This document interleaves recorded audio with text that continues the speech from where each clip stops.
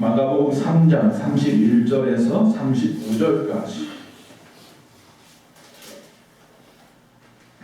같이 읽겠습니다. 시작. 그때에 예수의 어머니와 동생들이 와서 서서 사람을 보내어 예수를 부르니 무리가 예수를 불러 앉았다가 여짜오되 보소서 당신의 어머니와 동생들과 누이들이 밖에서 찾나이다. 대답하시되 누가 내 어머니이며 동생들이냐 하시고 둘러 앉은 자들을 보시며 이르시되 내 어머니와 내 동생들을 보라. 누구든지 하나님의 뜻대로 행하는 자가 내 형제요 자매요 어머니이니라. 5월은 무슨 달입니까? 오늘 그런 이야기 하려는 겁니다. 가족에 대해서 좀 생각해 보려고 하는 겁니다. 예수님께서 우리에게 가족이라고 하는 의미를 되새겨보기를 원해서 오늘 이 부분의 말씀을 저에게 주시지 않았나 싶습니다. 5월 가정의 달, 여러분이 생각하는 가족은 누구입니까? 이 땅에서 육신의 혈육을 나눈 사람만이 가족입니까? 우리는 이미 형제 자매라고 부르는데 주 안에서 저와 여러분은 형제 자매입니다. 자, 예수님에게는 인간의 몸을 입고 이 땅에 오신 다음에 육체적인 가족이 생겼죠.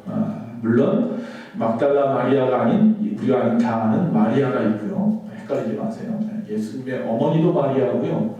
마가다락방 할 때 마가의 어머니도 마리아고요. 막달라 마리아도 마리아고요. 또 우리가 잘 아는 대로 나사로의 누이도 마리아고요. 이 마리아가 되게 많아요. 우리나라에서 가장 이름이 많은 이름이 뭔지 아십니까? 저기 앉아 계신 영숙 집사님, 영숙. 여자 중에서 가장 많은 게 영숙이고요. 남자 중에 가장 많은 게 철수였대요. 근데 요새는 바뀌었는지 모르겠는데 그냥 10년 전 얘기였어요. 신문에 보니까 이렇게 나오더라고요. 요새는 뭐 특히 기독교인들이 이름을 지을 때 뭐 예수 지혜 예지 뭐 그런 예자 들어가는 거 많이 쓰고 한자 들어가는 거 많이 써서 그 이름이 또 다시 또 비슷한 이름들이 많이 있긴 하더라고요. 자, 어쨌든 예수님에게도 가족이 있는데요. 성경에 보면 마가복음 우리가 지금 읽은 3장이고요. 그 뒤에 6장 3절에 가면은 그의 어머니 마리아가 나와요. 요셉은 안 나오는 거 보면 요셉은 죽었나 봐요. 이때는 이미 그 아버지는 이미 죽고, 그리고 난 다음에 그 자신은 동정녀의 몸으로 태어났지만, 즉 아버지와 관계없이 태어났지만, 그러나 그 단어들 그 밑에 있는 동생들이 있는데 그 동생들은 아버지와 어머니, 즉 요셉과 마리아 사이에서 태어났는데 거기 보면 이름들이 열거되어 있어요. 그 사이에서 태어난 사람이 동생 야고보가 나와요. 야고보는 우리가 아는 야고보서를 쓴 사람이고 초대교회 예루살렘 교회의 감독이 바로 야고보예요.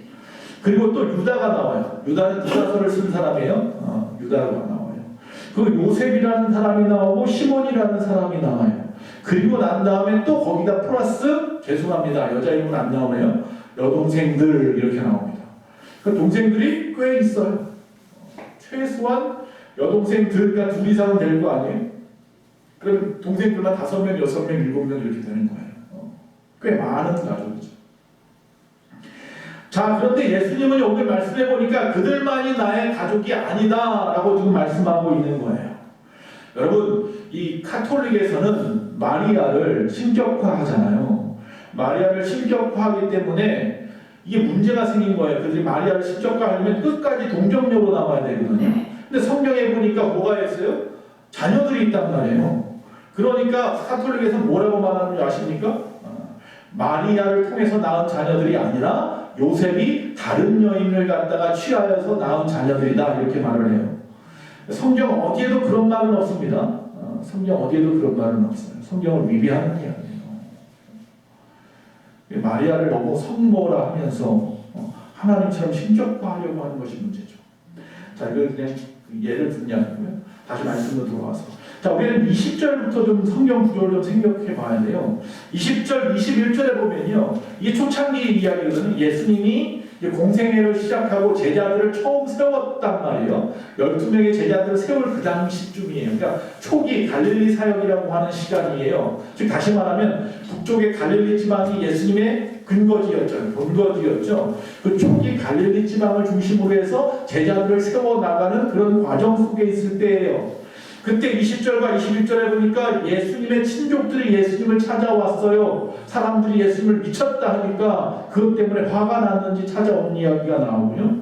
그리고 난 다음에 22절에서 27절에 예루살렘, 저 남쪽에 있는 예루살렘 있죠? 성전이 있는 그 예루살렘에 있는 서기관들이 또 가버나움, 갈릴리 지역 가버나움까지, 베드로의 고향이 가버나움까지 와가지고 예수님을 힐날하게 비판을 합니다.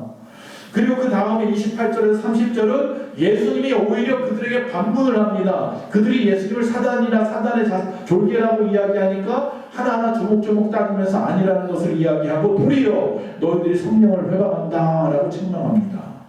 자, 이렇게 되면서 아주 고조되고 있어요. 상황이 고조되면서 많은 사람들이 예수님을 따르지만 또 많은 사람들이 예수님에 대해서 비판하는 이야기가 누구의 귀에 들어가냐면 육체적인 가족들, 육적인 가족들, 예수님의 어머니 마리아와 그 동생들의 귀에 들어가니까 이게 안 되겠다. 예수님을 빨리 이 상황에서 모면하게 데리고 와야겠다. 이런 거죠. 그래서 오늘 우리가 읽은 부분 31절에 35절에 예수님이 이 제자들에 둘러싸이고 많은 사람에 둘러싸여 있는 이 예수님에게 찾아와, 예수님의 가족들이. 근데 직접 들어오지 못하고 바깥에서 서 있으니까 제자들이 예수님에게 와서 가족들이 왔습니다 라고 이야기하는 거예요. 그때 예수님께서 누가 가족인데? 라고 말을 하죠. 좀 단호하게 이야기하죠. 누구든지 하나님을 따르는 자, 하나님을 순종하는 자는 그들이 바로 내 가족이야 라고 말을 하고 있죠. 자, 이 말씀 속에서 보면 예수님이 굉장히 반인륜적인 사람 같아 보일 수 있어요. 그러나 이건 그런 의미가 아니에요. 즉 반인륜적인 이야기가 아니라 인륜적인 것을 초월한 이야기를 지금 하고 계시는 것 뿐이에요. 오늘은 그런 이야기를 좀 하는 거예요. 그래서 첫 번째 좀 생각해 볼 것은 예수님의 친족들이 와서 예수님을 미쳤다고 하는 상황입니다. 20절과 21절에. 그 율법학자들은 이 율법학자, 서기관을 비롯해서 율법학자들은 예수님을 비난합니다. 왜? 죄인들과 식사를 하고 수군거린다 그러고 하나님의 사람이라고 말하는 것들에 대해서. 그리고 안식일에 병자를 고치고 율법을 어기고 더 이상한 것은 뭐냐면 귀신들을 갖다가 쫓아내고 귀신 들린 자와 대화를 하고 막 이러는 것들까지. 그리고 또 너무나 바빠서 식사할 겨를조차 없이 말씀을 전하고 수많은 사람들이 몰려와서 병자들이 머리를 막 밀면서 고쳐달라고 하고 이런 상황들이 많은 사람들이 좋아하기도 하지만 또 반대의 사람들은 굉장히 싫어하는 이야기인 거죠. 자, 이런 상황 속에서 어떤 사람들은 예수님이 미쳤다고 하니까 차마 가족들 입장에서는 예수님이 미쳤다고 하는 소리를 듣기 싫어서 예수님 보러 나와라, 가자, 너 여기 있을 때가 아니야 하고 끌고 가려고 지금 나타난 상황인 거예요. 물론 이 예수님을 대적하는 사람들의 말에 공감하는 부분도 있었는지 모르겠고 예수님이 아니 이 상황에서 너무 어려움을 당할까봐 피신의 길을 주기 위해서 데리러 온 건지는 모르겠지만 예수님에 대해서 지금 어떤 상황인 건 아냐면 예수님은 지금 메시아로 얘기하지는 않습니다. 하나님의 아들로 생각하지는 않는구나 가족들이. 그 정도는 좀 알 수 있는 상황인 거예요. 두 번째 22절에서 27절에 서기관이 왔어요. 즉 하나님의 말씀을 쓰는 자들이에요. 말씀을 관리하는 자들이에요. 이 사람들이 예수님에게 와서 비난하는 내용이 나옵니다. 22절에서 27절에. 자, 예루살렘으로부터 온 서기관들이, 율법학자들이 앞에서 말씀드렸습니다. 초기 갈릴리 사역이었는데도 불구하고 이미 예수님은 예루살렘에까지 소문이 쫙 퍼져 있었어요.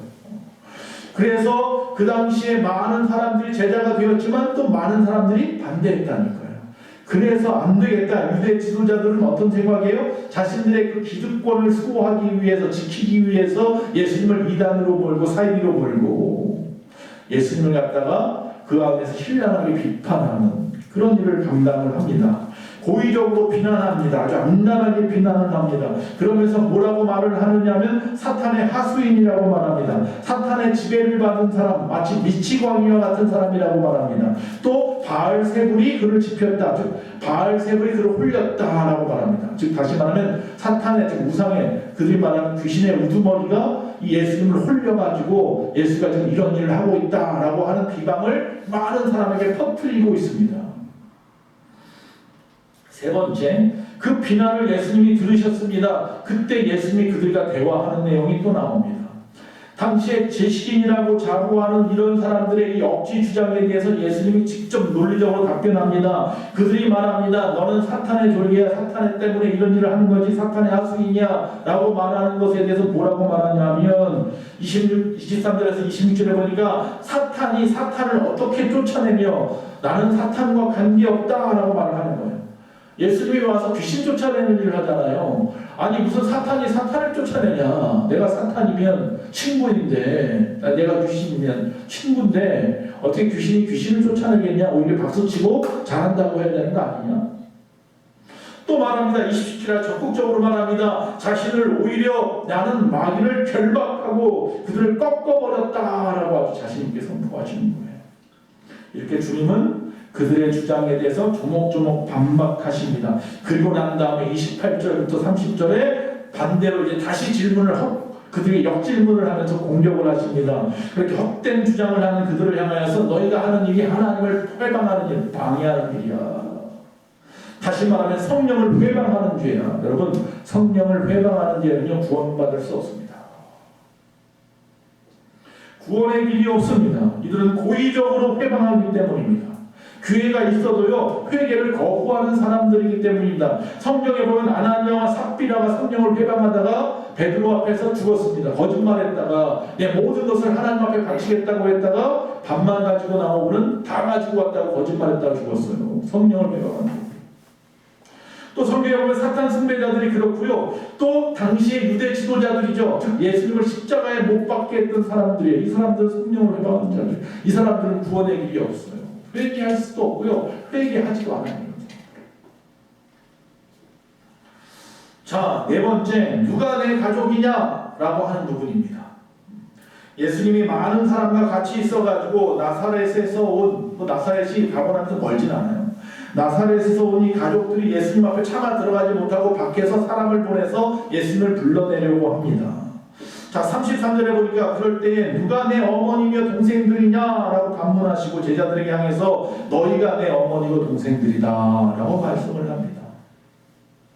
자, 오늘 다시 말씀드립니다. 오늘 이 본문을 잘못 오해하면 가족 공동체를 예수님이 부인하는 것처럼 들릴 수 있습니다. 5월 가정의 달에 지금 가정에 대해서 가족에 대한 의미를 이야기하는데, 그러나 분명히 알 것은요 창세기에 하나님께서 처음으로 인간 사이에서 만든 공동체가 뭡니까? 아담과 하와라고 하는 가족 공동체입니다. 구약에서 하나님은 가족 공동체를 만드셨고 신약에서 하나님은 마가다락방에서 교회 공동체를 만드셨습니다. 하나님이 만든 공동체가 두 개가 있습니다. 가족 공동체와 교회 공동체입니다. 그러니까 여러분이 두 개 공동체에 속해 있어야 하는 거예요. 자, 다시 말씀드립니다. 즉 가족 공동체는 하나님이 만드신 건데 이 가족 공동체에 대한 윤리적인 생각들, 이 모든 것들을 무너뜨린다고 한다면, 아니다라고 말한다면 이것은 하나님을 부인하는 데 정말 이단입니다. 즉 다시 말하면 예수님께서 지금 누가 어머니고 누가 동생이야, 너희가 내 어머니고 너희가 내 동생들이야 라고 말하는 이 부분이 가족 공동체를 무너뜨리는 이야기가 아니라는 이야기예요. 뭔가 하고 싶은 이야기가 있으시구나 라고 다시 들어야 하는 이야기예요. 즉 하나님을 부인하시는 것이 아니죠. 결국 오늘 말씀은 그 당시의 상황을 갖다가 재현해야만 알 수 있는 이야기입니다. 자, 예수님께서 제자들을 세웠다니까 12명을 뽑았어요. 많은 무리가 쫓아다니는데 그 중에서 12명을 딱 뽑아놨어요. 얼마나 이 12명이 으쓱했겠어요. 야, 내가 예수님의 제자가 됐어. 예수님을 그 당시에 마카비 혁명을 일으켰던 이 마카비처럼 어떤 큰 하나님의 능력을 받은 사람, 정치적인 메시아로 생각했단 말이에요. 하나님의 영적 메시아가 아니라. 그렇기 때문에 그 예수님께서 저 로마 사람들을 물리치고, 마카비가 옛날에 알렉산더의 그리스를 물리친 것처럼 이들을 물리치고, 그리고 나서 그 마카비가 하스몬 왕조라고 왕조를 갖다 세웠던 것처럼 이가 또 이 예수님의 왕조를 이 땅에 세울 거야. 그럼 내가 예수님의 제자니까 한 자리쯤 하지 않겠어? 베드로가 수제자라고 하니까 베드로가 국무총리하면 내가 장관 정도는 하지 않겠어? 그런 생각들이 제자들에게 있었겠죠. 자, 그런 상황 속에서 제자들이 앞에서 말씀을 전하는데 갑자기 서기관이 끼어들어서 뭐 사탄의 하수인이 뭐라고 막 하는데 오히려 예수님께서 그들을 향하여 성령을 회방하는 자라고 말합니다. 현란하게 비판을 합니다. 그들이 할 말이 없어서 도망쳐버렸습니다. 그러자 이 제자들 마음이 어때요? 으쓱한 거죠. 야, 정말로 예수님이 대단하구나. 하나님의 사람 맞구나. 그분이 우리를 불러서 함께 있자고 하셨으니 나는 끝까지 예수님 붙잡고 있어야겠다. 그러다 보면 어느 날 순간에 나도 한 자리 할 거야. 야, 내 앞길이 아주 그냥 뭐 넓게, 아주 넓은 고속도로처럼 가도처럼 펼쳐져 있어. 그런 마음이었단 말이에요. 자, 그렇게 마음이 서로 간에 뭐라고 할까요? 으쓱으쓱하는 마음, 교만한 마음들이 생기고 막 있을 때쯤에 갑자기 누가 나타났어요? 예수님의 가족이라는 사람들이 뚜벅뚜벅 나타나는 거예요. 그러자 이 사람들이 현타가 온 거예요. 요새는 현실 자각을 하게 된 거예요. 아, 맞아. 예수님에게는 뭐가 있지? 가족이 있지.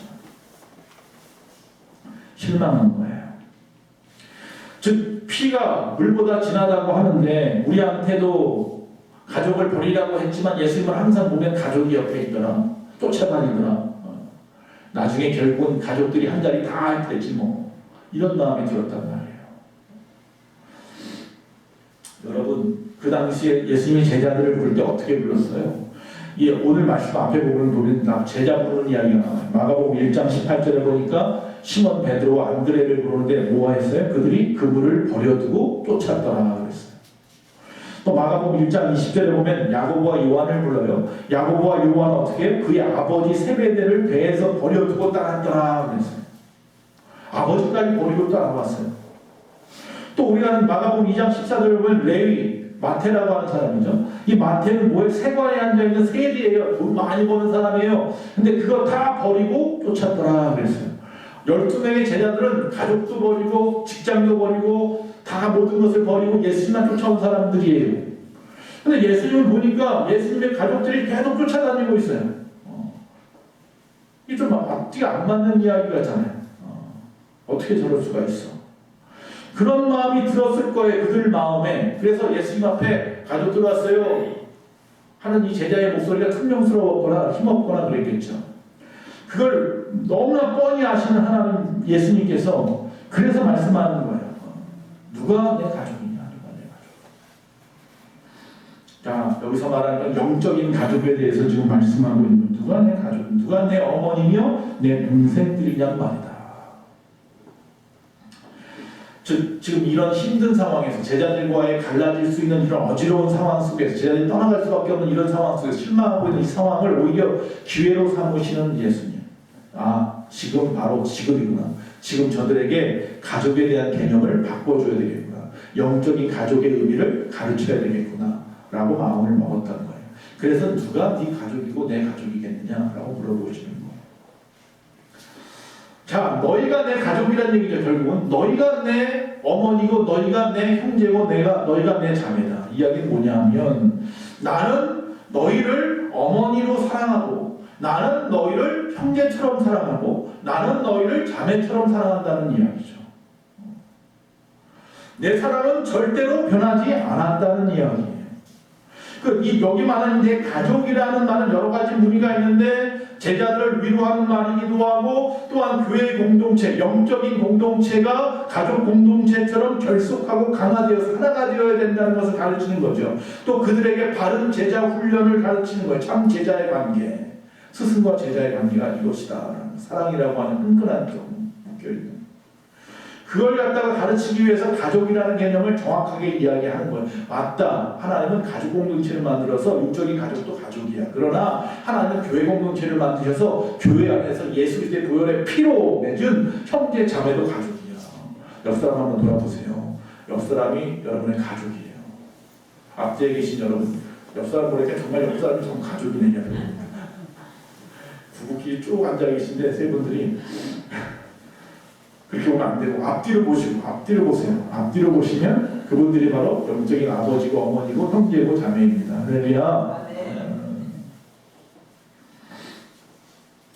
자, 여기는요. 왜 여러분이 형제고 자매인지에 대한 자격이 나와요.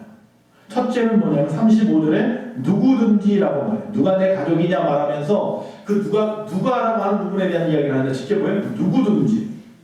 영적인 가족은요 차별이 없어요. 한국 사람끼리만 가족이 아니에요. 예수만교회 안에 있는 여기 등록한 사람들끼리만이 가족이 아니에요. 온 세상에 예수 믿는 모두가 한 가족이에요. 앞으로 예수 믿을 사람들도 우리의 영적인 가족이 될 사람들인 거예요.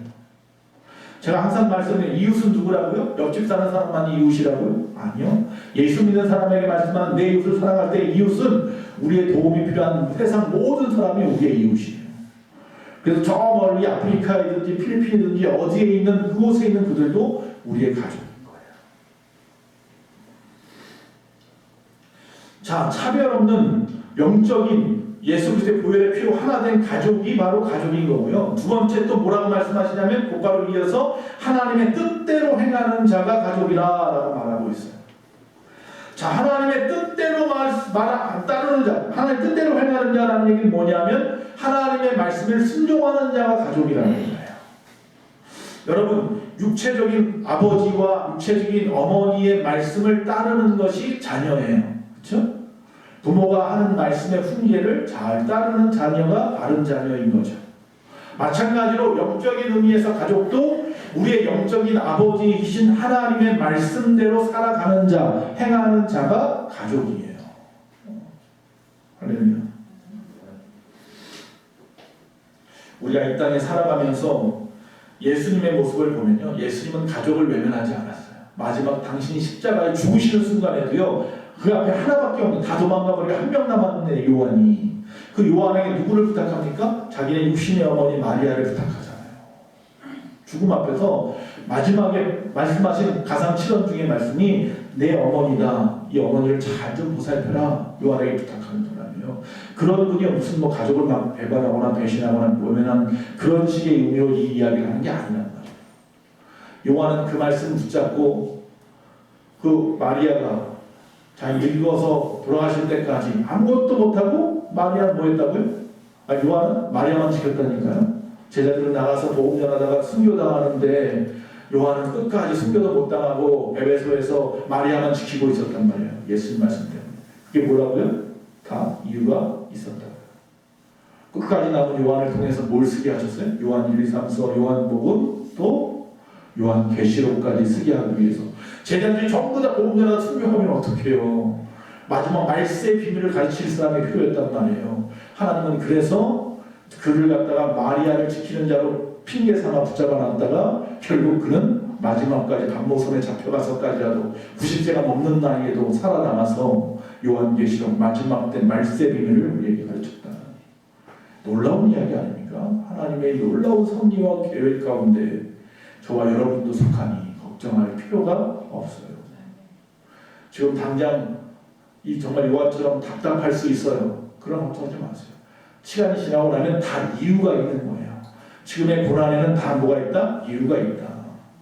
지나고 나면 다 감사할 일이에요. 오늘 우리가 행복이라는 찬양과 감사라는 찬양을 불렀잖아요. 모든 것이 감사하고 모든 것이 행복했더라. 그렇게 귀찮고 그렇게 싫었던 사람들이 군대 생활이 지금 이 나이 지금 내일 모레 60다 된 이 사람도 뭐예요? 군대 얘기만 하고 있잖아요. 설교할 때마다. 그때는 그렇게 싫었던 것들이 시간 지나고 나면 다 그래도 그때가 뭐였다? 행복이더라. 감사합니다. 또 말씀이 헛나갔어요. 다시 또 말씀으로 돌아옵니다. 하나님의 뜻대로 행하는 삶을 사십시오. 그러면 저와 여러분은 하나님의 가족이에요. 하나님을 아버지라 부를 특권을 받아요. 예수님이야말로 하나님의 뜻대로 살았죠. 이 땅에서. 당당하게 살아서 우리가 어떻게 살아야 되는 건지 보여주셨어요. 예수님은 가장 높은 하늘에서 가장 남고천한 이 땅 베들레헴 마구간에 인간의 몸을 입고 오셨고 하나님이 예수님은 인간의 수없는 조롱과 멸시와 천대를 다 감수하시면서 예수님은 우리의 죄 때문에 자신의 죄도 아니고 우리의 죄 때문에 십자가에 못 박혀서 물과 피를 다 흘리시면서 죽기까지 그 말씀의 뜻대로 복종하더라. 그걸 우리에게 보여주셨잖아요. 누가 가족이라고요? 하나님의 말씀대로 행하는 자라야 내 가족이다. 예수님이 말씀하는 거예요. 나를 따르라는 거예요. 내가 어떻게 살았는지 보았지 않느냐. 나를 따르라. 하나님의 뜻대로 행하는 지름길. 예수님처럼 살면 됩니다. 예수님처럼. 주님의 그 교회의 공동체를 가족 공동체와 같은 의미로 사용하고 지금 그렇게 지금 말씀하고 있는 거예요. 그래서 가족 공동체와 같이 한 몸, 또한 가족 공동체와 같은 사랑, 그 두 가지의 모습이 우리 가운데 있어야 된다. 한 몸이라는 것은 즉 이 땅의 가족 공동체는 육신적인 피가 흐르는 거고, 영적인, 즉 다시 말하면 교회 공동체도 가족이라고 말하는 이유는 여기에 무슨 피가 흘러요? 예수 그리스도의 보혈의 피가 흐르기 때문인 거죠. 우리 각 사람에게 말이죠. 내 가족이라는 말은 육신의 공동체, 가족 공동체를 무시하거나 낮추시는 것이 아니라 그같이 하나됨을 이야기하는, 다시 말하면 내 육신의 가족도 가족이고 영적인 너희들도 내 가족이라는 이야기예요. 둘 다 뭐예요? 연합 공동체라는 거예요. 하나라는 거예요. 이건 서로 비교할 대상이야. 그건 이거대로 두 가지 공동체가 다 소중한 것이고, 나는 어느 한쪽에 치우치지 않냐고 두 가지를 다 이 땅에서 가족을 또 가족대로 열심히 또 건사해서 열심히 또 일하고 열심히 해서 자녀들을 갖다가 키워가고, 또 내가 교회 안에서 교회 공동체 안의 가족들을 위해서 열심히 헌신하고 봉사하고 충성하고 사랑을 나누고, 이것이 바로 가족이다. 그래서 이 예수님의 이 말씀을 이해한 제자들은요, 마가다락방에서 성령을 받고 난 다음에 초대교회를 세우고 나서 뭐예요? 가족처럼 살아요. 어떻게 하더라? 한 몸 한 사랑의 의식을 가지고 행합니다. 서로 물건을 통용하더라 그랬어요. 여러분, 가족끼리는 물건을 바꿔 쓸 수 있지만 남들에게 내 물건 막 주고 싶지 않잖아요. 근데 교회 안에서 그게 돼요.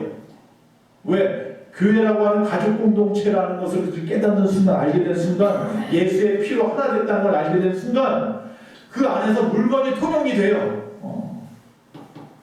교회 안에 어려운 사람을 위해서 내 걸 나눠줄 수 있더라고요. 교회를 위해서 내가 내 것을 다 꺼내서 헌금할 수 있더라고요. 왜? 하나됨을 알거든요. 사랑 안에서 하나되면 우린 가족이거든요. 또 뭐를 해요? 같이 떡을 떼요. 식구라는 말이 뭐예요? 같이 밥 먹는 게 식구라며요. 한 집에 사는 게 가족이고. 그러니까 교회라고 하는 한 교회 공동체 안에서 우리가 주일마다 아가페밀 애찬식을 하잖아요. 사랑의 애찬을 하잖아요. 우리는 뭐예요? 가족이에요. 가족. 식구란 말이에요. 근데 초대교회 그렇게 했어요. 그리고 함께 나가서 전도하고 함께 교제하면서 살았어요. 사도 바울이 빌립보서 2장 17절에 자기가 세운 교회 공동체를 향해서 이렇게 말합니다. 만일 너희 믿음의 재물과 섬김 위에 내가 나를 전제로 드릴지라도 나는 기뻐하고 너희 무리와 함께 기뻐하리니. 이 말이 뭐예요? 믿음 안에서 하나된 여러분을 위해서 이 빌립보 교회를 향하여서 나를 제물로 드려도 나는 기쁘다. 여러분이 우리 예수만 교회를 위해서 여러분을 제물로 드리라고 하면 드리겠습니까? 근데 바울은 뭐라고 말하는 거예요? 내가 빌립보 교회를 위해서 내가 믿음의 전제, 처음에 드리는 제물이죠. 내가 그 제물로 되면 하나님 앞에 드리는 그 제물로서 드려져도 나는 기쁘다. 그렇기 때문에 바울이 목숨 걸고 복음 전하는 거죠. 가족이라고 생각하니까. 예수 안에서 한 몸 된 가족이라고 생각합니까? 인간 상호 안에 불신의 풍조, 개인주의가 점점 더해가는 이 타락한 세상에서 공동의 목적을 위해서 헌신하고 봉사하는 건 너무 힘들지요. 그러나 예수 그리스도의 이 말씀의 깊은 의미를 우리가 깨달아서 우리는 한 몸, 한 사랑으로 맺어진 교회 공동체, 성도 공동체, 하늘나라 공동체이라는 사실을 절대 잊지 마시고 사시기를. 할렐루야. 간절히